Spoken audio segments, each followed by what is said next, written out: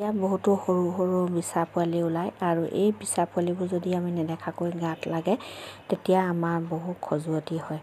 আৰু এই খজুৱতিৰ সময়ত আমি কি কৰোঁ কি নকৰোঁ লাগে, এফালে গৰম আনহাতে বিছাই ডাকিলে কেনেকুৱা লাগে, যিজনৰ গাত লাগে তেওঁহে বুজিব তাৰ কষ্টটো। এই দৰৱটোৰ বিষয়ে মই আপোনালোকৰ মাজলৈ এটা ভিডিঅ' আগবঢ়াই দিছোঁ।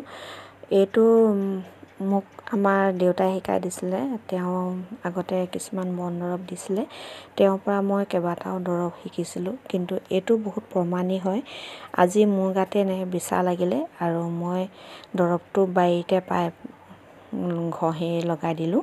অলপ সময়ৰ পিছতে মই বহুতখিনি ৰেহাই পালোঁ। লাহে লাহে ফুলাখিনিও কমি গ'ল আৰু বিছাটো লগাৰ পিছত যিমানে খজুৱাই দিয়ে সিমানে গা খজুৱাই অলপ ফুলি আহে।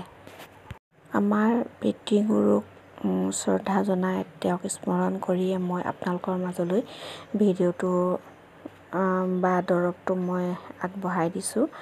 এই দৰৱটো এতিয়া বাৰিষা দিনত বেছিকৈ পোৱা যায়, খৰালি দিনত অলপ কম থাকে।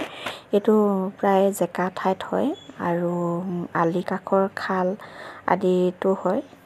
তেতিয়া আমি কি কৰোঁ, চুলিত কেঁচা মিঠাতেল লগাই আমি গাত সানি দিওঁ। এনেও গৰম লাগে, সেইটো সময়তে যদি আমি গাত তেল সানি দিওঁ তেতিয়া আৰু গৰম লাগে। কিন্তু বিছাই যেতিয়া ডাকে তেতিয়া এবিধ বন দৰৱ আছে, ঘাঁহ আছে, সেই দৰৱটো যদি আমি লগাই দিওঁ প্ৰায় আধা ঘণ্টামানৰ পিছতে আমি বহুত ৰেহাই পাওঁ। এইটো আমি বুটলি আনি অলপ ভালদৰে ধুই লৈ হাতেৰে মোহাৰি পেলাই গাত ঘঁহি দিলে আমি আধা ঘণ্টামানৰ পিছত বহুতখিনি ৰিলিফ পাওঁ। সেইবাবে ভাবিলোঁ মই আপোনালোকৰ মাজত ভিডিঅ'টো শ্বেয়াৰ কৰি দিওঁ, তেতিয়া কাৰোবাৰ যদি এইদৰে বিছা লাগে আপোনালোকেও নিশ্চয় অলপ ৰেহাই পাব।